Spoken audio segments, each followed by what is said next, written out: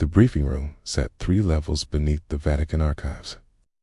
Ryan had been escorted down through passages he'd walked 100 times before. Then through a door he'd never noticed. Then downstairs that seemed to go on forever. The room itself was small and cold. No windows, a single bulb overhead. 3 men waited for him at a steel table. The older priest spoke first.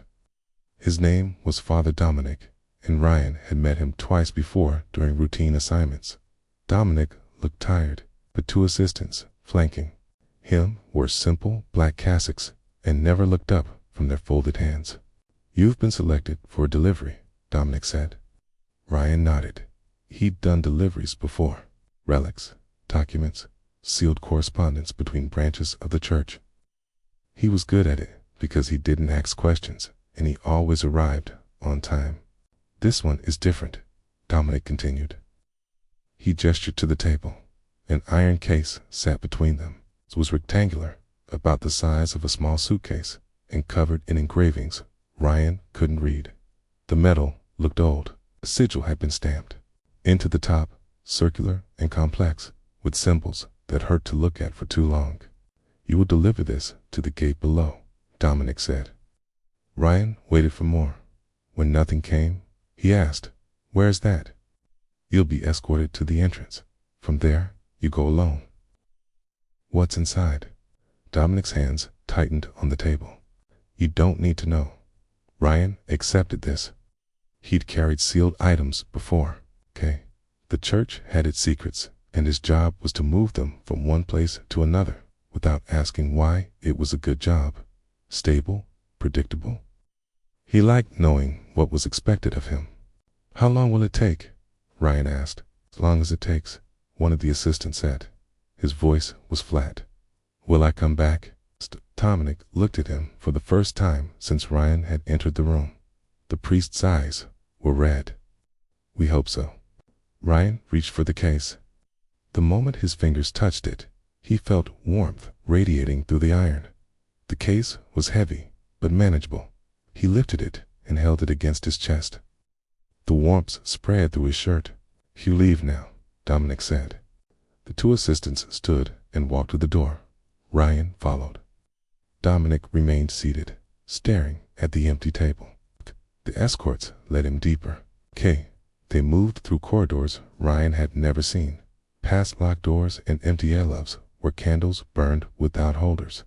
A robed custodian stepped out of a doorway ahead of them, saw Ryan, and immediately bowed.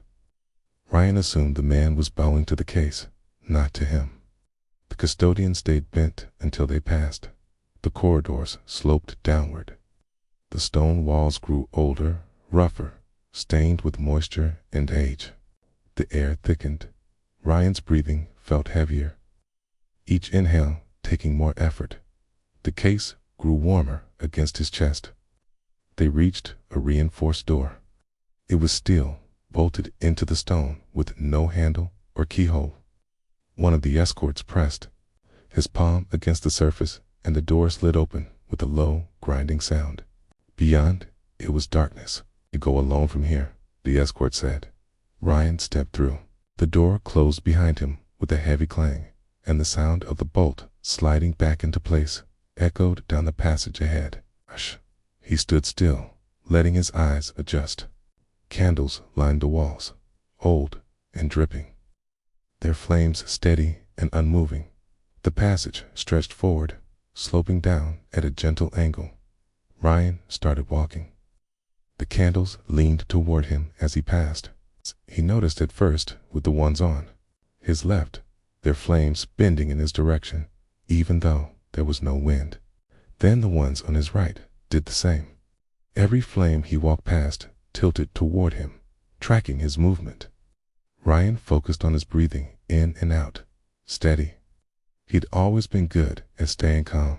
Even as a child, he preferred quiet to noise, routine to chaos. His parents had been devout, and they'd raised him to trust the church without question. When the Vatican had recruited him at 17, he'd accepted immediately. It had felt right, natural. He didn't need to understand everything. He just needed to do what he was told. The case pulsed against his chest, a slow, steady rhythm. Ryan adjusted his grip and kept walking. The breathing started after the 5th turn. Faint at first, barely audible beneath his own footsteps. It came from beyond the walls, deep and rhythmic, matching the pulse of the case. Ryan paused and listened. The breathing continued in and out, in and out. He resumed walking, and the sound followed him. The passage widened. The candles grew taller, their bases thick with decades of melted wax. The engravings on the walls became clearer. Figures carved into the stone, human shapes bent in postures of worship or surrender. Some had their hands raised. Others knelt with their faces pressed to the ground. The case grew heavier. Ryan's arms arced, but he didn't stop. His shoulders burned from the weight. The warmth from the iron spread through his entire torso, now soaking into his skin. The descent shaft appeared ahead, was massive, carved directly into the rock with a bronze arch framing the entrance. The arch was covered in symbols, the same script as the case, flowing and intricate. Ryan approached slowly. The symbols began to glow. Soft green light spread through the engravings, pulsing in time with the breathing beyond the walls. The gate itself was closed, a solid sheet of bronze that blocked the entire opening. Ryan stopped in front of it and waited. The gate split down the middle. The two halves swung inward without sound, revealing a staircase that spiraled down into darkness. Heat poured up from below, dry and thick. Ryan looked down into the shaft. He couldn't see the bottom. Stairs were wide and smooth, worn down by centuries of use. Candles lined the descent, their flames stretching upward, pointing toward the depths. He adjusted his grip on the case one final time and stepped through the arch. The gate closed behind him, the sound of bronze meeting. Bronze echoed down the shaft and faded into silence. Ryan began his descent. The stairs curved steadily downward, the walls narrowing around him. The breathing grew louder. The case pulsed harder against his chest, its rhythm faster now, urgent. His footsteps were the only sound he made. Everything else was the breathing, the heat, and the weight of the iron in his arms. Ryan didn't look back. There was nothing behind him now, only forward, only down. The candles stretched their flames toward the depths, and Ryan followed them into the dark. The stairs ended at a platform carved from black stone. 6 figures waited there, robed in gray fabric that covered everything except their faces. They stood in a semicircle, their heads bowed. When Ryan stepped off the final stair, they all looked up at once. "Honored one," the leader said. He was older, his face lined with deep creases, his voice rough from years of breathing the thick underground air. "We have waited for you." Ryan set the case down carefully. "I'm just the courier. I was told to deliver this to the gate below." The leader smiled. It was a strange expression, sad and reverent at the same time. "Of course, we will guide you." "I'm not honored," Ryan said. "I'm just doing my job." None of them responded. They simply bowed again, deeper this time, and gestured toward a passage to the left. 2 of the monks stepped forward. The younger one had a nervous energy to him, his hands constantly moving, adjusting his robe, touching the wall, fidgeting with the cord around his waist. The older one was different. Broad shoulders, a scar across his jaw, eyes that tracked Ryan's every movement with open suspicion. "I'm Gabriel," the younger one said. His voice came out too fast, words tumbling over each other. "I'll be accompanying you to the next gate. This is Luca. He's one of the guards down here. Been stationed below for 12 years. Never seen anyone from above make this walk before. Well, not anyone living, anyway. There were the Urs, but they didn't exactly walk so much as get carried." "And Utriel," Luca said. Gabriel flinched and went quiet. Ryan picked up the case again. It was heavier now, or maybe he was just tired. The warmth had faded slightly during the descent, but now it was returning, spreading through the iron and into his hands. They walked. The passage was wider than the stairwell, tall enough that Ryan couldn't see the ceiling in the candlelight. The walls were smooth, polished by centuries of touch, and carved with more symbols. These were different from the ones above. Older, critter. Some looked burned into the stone rather than chiseled. "How long have you been down here?" Ryan asked Luca. "It's long enough," Luca said. "He doesn't talk much," Gabriel offered, "but he knows every passage down here, every chamber, every gate." "Every Gabriel, right. Sorry." They walked in silence for a while.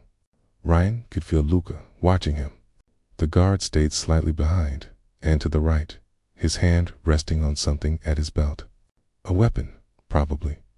Ryan didn't look directly at him, but he was aware of the scrutiny. Gabriel couldn't handle the quiet. "The case must be heavy. Do you want me to carry it for a bit?" "I could help. I'm stronger than I look. Actually, I used to work in the quarries before I took vows. And no one touches the case," Luca said. "I was just offering." "Don't." The checkpoint appeared ahead. 2 armored guardians stood on either side of a narrow archway. Their armor was old, plates of blackened steel riveted together, helmets with narrow eyelets. They held spears that were taller than Ryan, the blades etched with the same symbols as the walls. When Ryan approached, both guardians moved. They stepped forward, lowered their spears, and knelt. "Honored one," they said in unison. Ryan stopped. "I'm not." But they stayed kneeling, their helmets bowed, their spears flat against the ground. Luca stared at Ryan, his hand tightened on his weapon. Gabriel looked between Ryan and the guardians, confused but excited. They've never done that before. Not for anyone, not even for the bishops when they come down to inspect the move, Luca said. He pushed past Ryan and through the archway. Ryan followed Gabriel close behind. The guardians remained kneeling until all 3 had passed. The passage beyond narrowed again. The walls here were wet, water seeping through cracks in the stone and running in thin streams across the floor. The air smelled of minerals and rot. Something organic had died down here, maybe many things, and the scent had soaked into the rock. The creature came through the wall. One moment the passage was empty. The next, the stone to their left cracked and shattered inward. A mass of pale flesh and limbs erupted through the opening, bringing chunks of rock and a spray of foul water with it. It was the size of a man, but shaped odd, its body stretched and twisted, its mouth open and screaming. It went straight for Gabriel. The young monk didn't have time to scream. The creature's limbs wrapped around him, too many to count, and pulled him against his body. Gabriel's head snapped back. His neck broke with a wet crack. The creature's mouth opened wider and bit down on his shoulder, tearing through fabric and flesh and bone. Blood sprayed across the walls. Luca drew his weapon, a short curved blade, and lunged forward. The creature dropped Gabriel's body and turned toward Luca. Then it saw Ryan. It stopped. Its limbs went still, its mouth closed, the screaming cut off mid-sound. Ryan stood, frozen, the case clutched against his chest. The creature stared at him with eyes that were too small for its head, dark and wet, and focused entirely on him. Slowly, deliberately, the creature lowered itself to the ground. Its limbs folded beneath it, its head pressed against the wet stone. Luca backed away, his blades still raised. "What the underscore is that thing doing?" Ryan didn't answer. He didn't know. The creature stayed down. It didn't move, didn't make a sound. "What are you?" Luca whispered. He was staring at Ryan now, not the creature. "What the underscore are you?" "I don't know," Ryan said. His voice was steady, but his hands were shaking.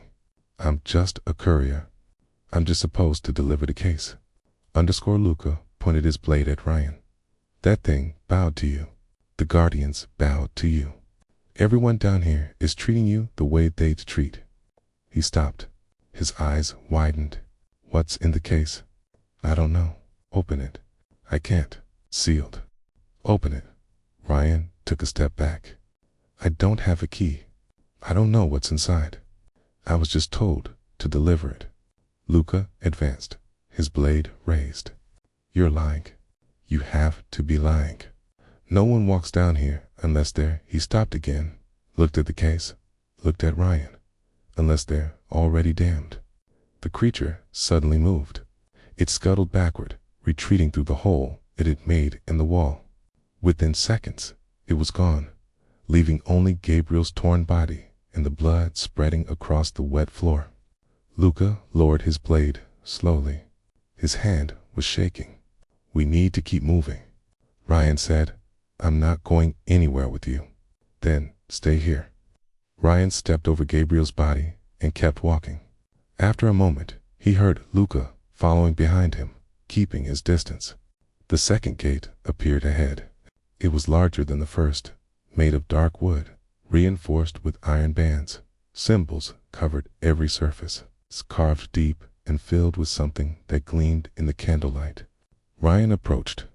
The gate began to open. It swung inward slowly, the hinges screaming from age and weight. Beyond, it was another passage, darker than the others, with no candles to light the way. Ryan looked back at Luca. The guard was pressed against the wall, its blade hanging loose in his hand, staring at Ryan with undisguised fear. What are you? Luca asked again. Ryan didn't have an answer. He turned and walked through the gate. Luca followed, but he stayed far behind, and Ryan could hear the guards breathing fast and panicked, echoing off the walls as they descended deeper into the dark. The chamber opened into a vast space that swallowed the candlelight. Rows of robed figures knelt on the stone floor, hundreds of them arranged in perfect lines that extended into the darkness. They faced a raised platform at the far end where a massive mural had been carved into the wall. When Ryan stepped inside, they began to chant. The sound rose from all of them at once, a low droning that vibrated through the floor and into Ryan's bones.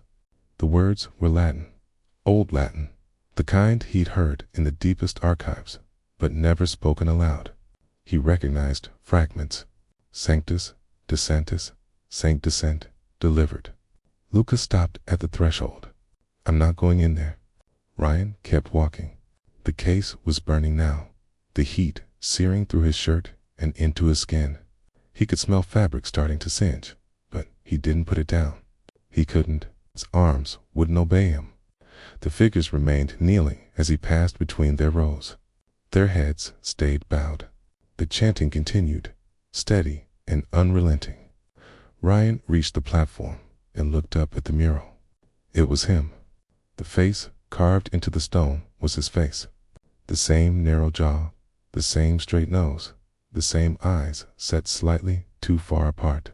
The figure in the mural wore simple clothes and carried an iron case against his chest.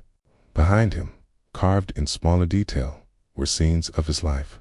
A child kneeling in a church, a teenager taking vows, a young man walking through Vatican corridors with his head down and his hands folded above the mural. Carved in letters 3 feet tall were the words, "The saint who walks himself to the throne below." Ryan's breath caught in his throat. His calm, the steady composure he'd maintained his entire life, cracked. Fear flooded in, cold and sharp. "No," he whispered. "Yes," a voice said. A figure emerged from the shadows beside the platform. He was tall and thin, wearing robes that dragged on the ground. His face was ancient, skin stretched tight over bone, eyes sunken but alert. "You see it now?" the man said. "You understand?" "I don't," Ryan said. "I don't understand any of this." "You will?" Behind him, Ryan heard footsteps. Luca had entered the chamber after all. The guard's boots echoed as he ran toward the platform. "Stop this," Luca shouted. He grabbed Ryan's shoulder and spun him around. "Tell me what's happening. Tell me what you are."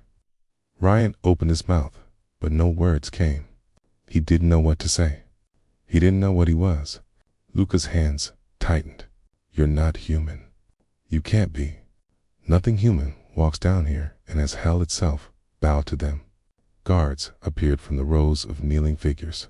They wore the same blackened armor as the checkpoint guardians, moving in perfect silence. 4 of them surrounded Luca. "Release him," one guard said.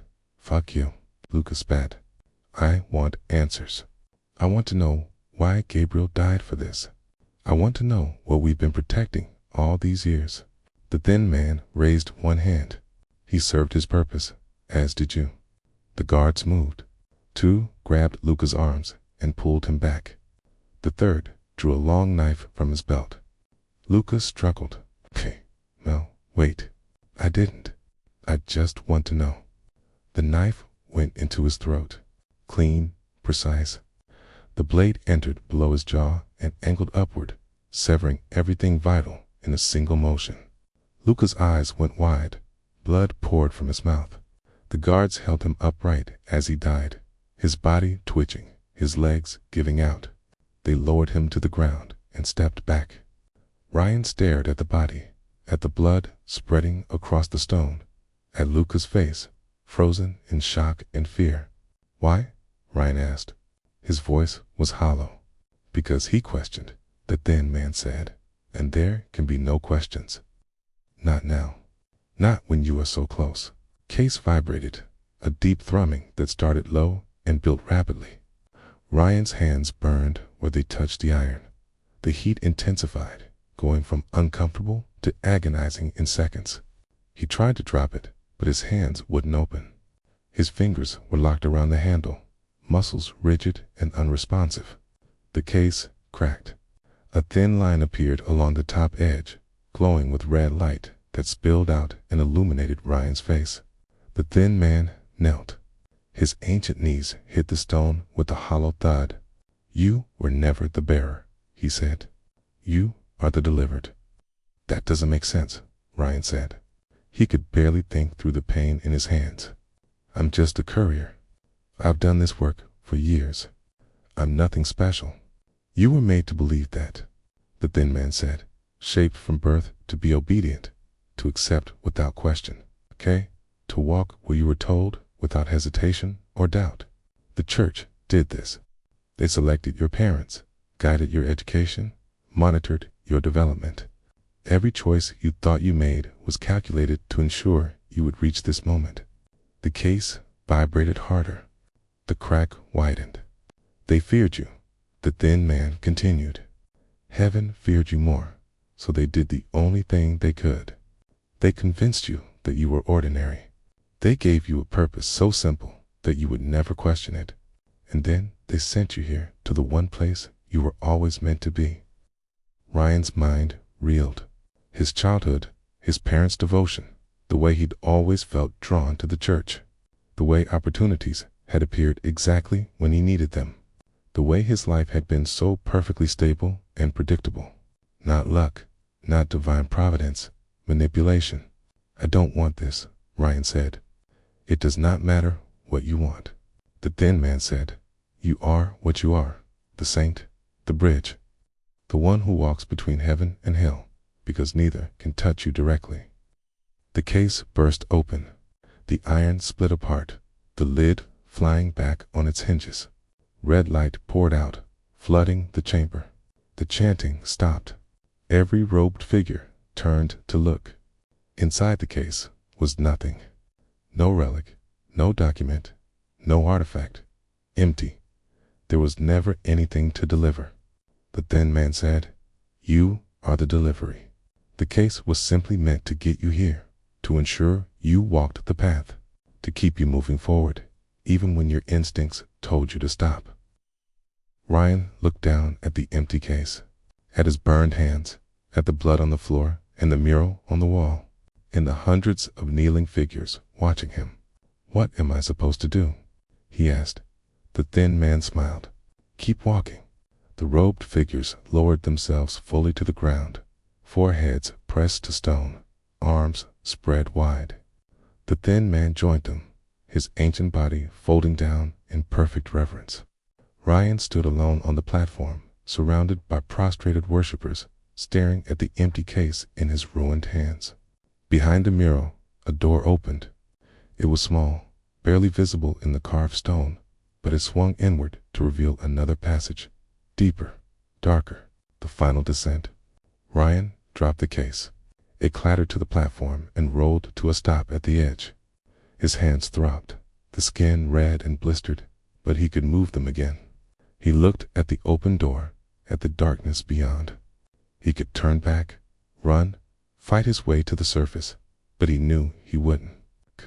The thin man was right. He'd been shaped for obedience, trained to walk forward without question. And even now, with fear coursing through him and his hands screaming in pain and the truth laid bare, he couldn't break the pattern. Ryan walked toward the door. The chanting resumed behind him, building in volume and intensity. He stepped through into the darkness and began his final descent into hell. The passage was older than anything Ryan had seen. The walls were rough and unworked. Natural stone that predated the Vatican, predated Rome, predated any human construction symbols covered every surface, carved directly into the rock with tools that had left jagged edges and uneven depths. As Ryan approached each symbol, it began to glow. Soft red light spread through the grooves, pulsing with the same rhythm as his heartbeat. 3 figures waited ahead. They stood in a small alcove where the passage widened slightly, armed and armored, their faces grim. The first was a soldier, broad-shouldered, scarred, with gray hair cut short, and ties that assessed Ryan in a single glance. He wore plate armor that had seen combat, dented and scratched, but well maintained. "Isaac," he said. His voice was clipped. No greeting, no explanation, just his name. The second man was younger, maybe 40, with a lean build and a face twisted into a permanent scowl. He wore lighter armor, leather, and chain, and carried 2 short swords crossed on his back. "Dorian." He didn't look at Ryan when he spoke. "Let's get this over with." The third was different. Older than Isaac, but without the soldier's hard edge. His armor was ceremonial, engraved with prayers and symbols of protection. His face was calm, almost serene. "Thomas," he said quietly. He bowed his head to Ryan. "It is an honor." "You're my escort?" Ryan asked. "To the final gate," Isaac said. "And then you go alone." They started walking. Isaac took point, his hand resting on the sword at his hip. Dorian hung back, his eyes constantly scanning the walls and ceiling. Thomas walked beside Ryan, close enough to speak quietly. "You are afraid?" Thomas said. Ryan didn't see the point in lying. "Yes, that is good. Fear means you understand what you are." "I don't understand anything." "You will." The symbols grew denser as they descended. They covered every inch of stone now, layered over each other. The older ones faded and barely visible beneath newer carvings. All of them glowed as Ryan passed, creating a wake of red light that followed him through the tunnel. Dorian glanced back at the glowing symbols and spat. "Unnatural, quiet," Isaac said. "I'm just saying what we're all thinking." "Then think quieter." The passage branched. Isaac chose the left path without hesitation. The air grew hotter. Ryan could feel sweat soaking through his shirt, mixing with the burns on his chest where the case had rested. The creatures came from above. The ceiling split open, not a crack or a hole, but a deliberate tearing, as if the stone itself had become soft and malleable. Pale bodies poured through the opening, dozens of them tumbling down onto the passage floor and scrambling to their feet. They were vaguely human in shape, but wrong in every detail. Too many joints in their limbs, skin stretched too tight over too much bone, mouths that opened vertically instead of horizontally. Isaac drew his sword. Formation. But there was no time for formation. The creatures swarmed forward, moving faster than anything that size should move. The first one hit Isaac, hidden. Its limbs wrapped around his torso and squeezed. Isaac brought his sword down, cutting deep into the creature's shoulder, but it didn't let go. More piled on. 3, 4, 5 of them climbing over each other to reach him. Isaac's armor crumpled. Ryan heard the metal buckling. heard the grinding of bone beneath it. Isaac screamed. The creatures pulled him apart, limbs tearing away from his torso, blood spraying across the walls. Dorian was already moving. He had both swords out, cutting in wide arcs, trying to create space. He backed toward Ryan, his blades moving in constant motion. "This is your fault," he shouted. "Whatever you are, you brought them here." A creature lunged at him from the side. Dorian spun and cut it down, but two more replaced it immediately. They grabbed his legs and pulled. Dorian fell hard, his head cracking against a stone. They swarmed over him. Dorian kept fighting, kept swinging his swords, even as teeth tore into his arms and legs.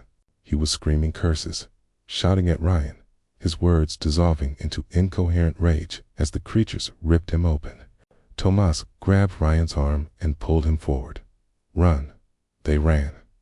The passage ahead was clear, but behind them, the creatures finished with Isaac and Dorian and turned toward Ryan.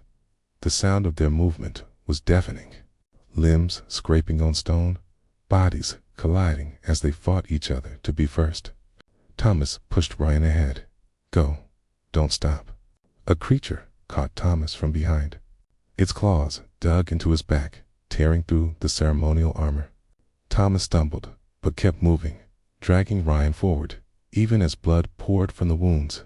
The passage opened into a small chamber. A barrier stood at the far end, a wall of translucent stone that glowed with soft white light. Beyond it, Ryan could see another passage, the final descent. The creatures poured into the chamber behind them. Ryan turned to face them. They stopped. The entire swarm froze mid-step, mid-lunge, their bodies going rigid. The ones in front lowered themselves to the ground. The ones behind pressed themselves against the walls. Within seconds, every creature in the chamber was prostrated, their heads down, their limbs spread in submission. Silence. Thomas collapsed against a barrier. Blood pooled beneath him, spreading across the stone. His breathing was shallow and wet. "Thomas," Ryan said. He knelt beside the old soldier. "The final saint," Thomas whispered. His eyes were unfocused, staring at something Ryan couldn't see. "Centuries. We've waited generations, and now you're here. I don't want to be here." "Doesn't matter," Tomas coughed, blood bubbling from his lips. "You are what you are. The bridge, the threshold, the one who carries himself to the throne." "I could turn back." Tomas smiled. It was sad and knowing. "No, you couldn't. You were made to walk forward. It's all you know how to do." His breathing stopped. His eyes stayed open, staring at nothing. Ryan stood slowly. The creatures remained motionless, still prostrated, not even breathing. He turned to the barrier. Up close, he could see that it wasn't solid stone, but something else. Something that moved and shifted beneath the surface. Words were carved into it, the same script as the symbols on the walls, but older and more complex.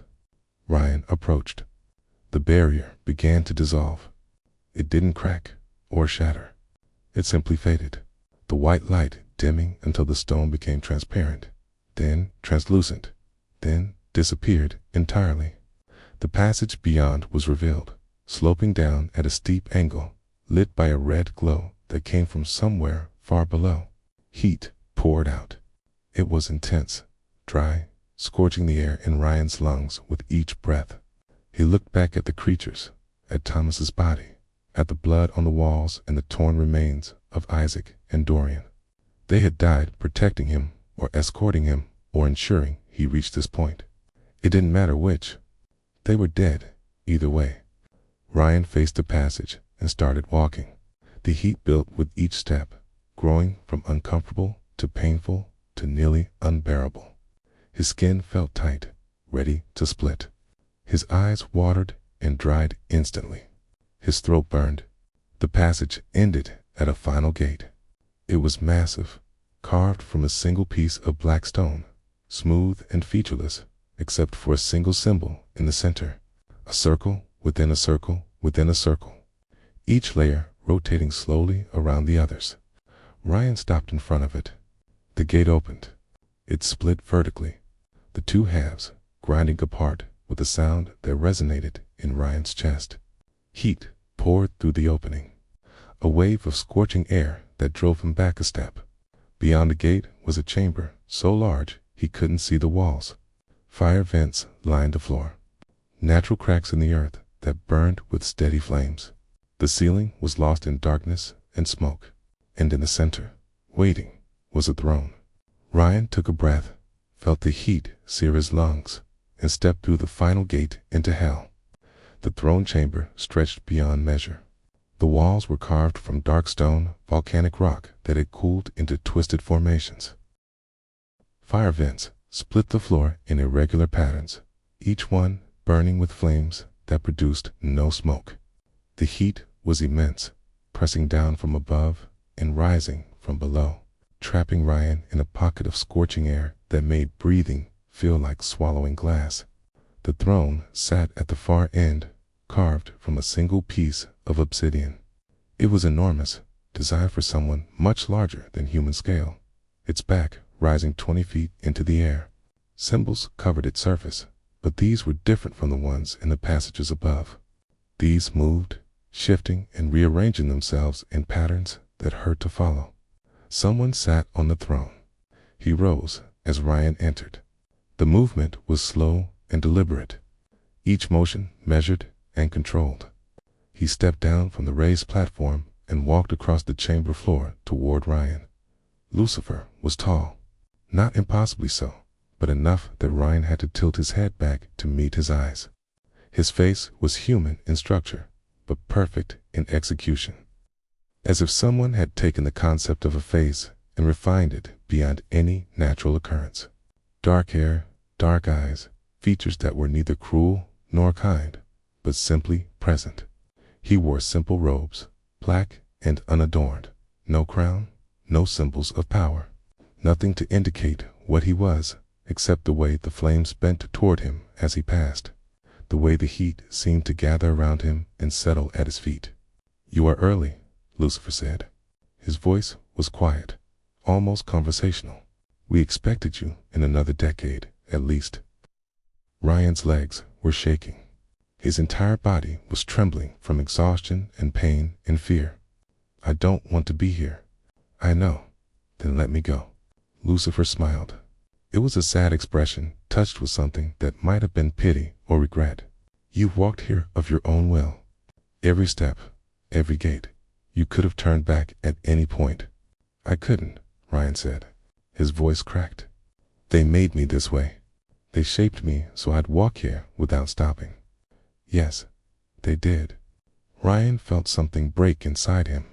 The calm he'd maintained his entire life, the steady composure that had carried him through every assignment, every task, shattered completely. Emotion poured out, raw and uncontrolled. "Gabriel died," Ryan said.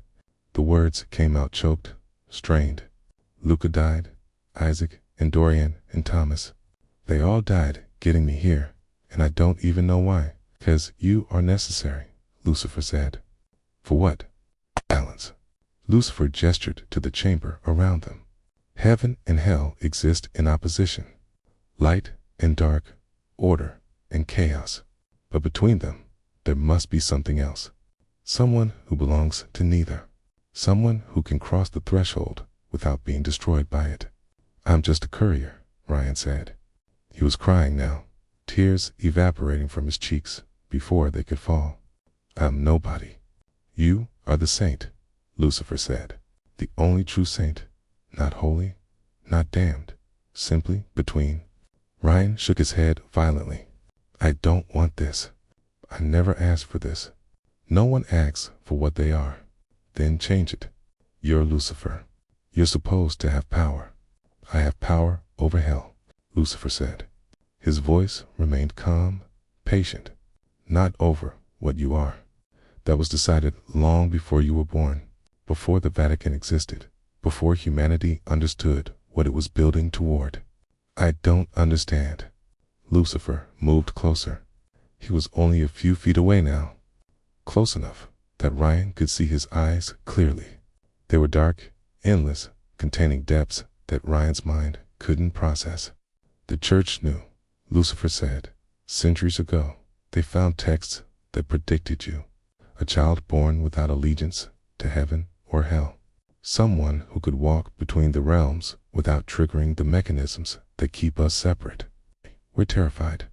So, they took control of your bloodline.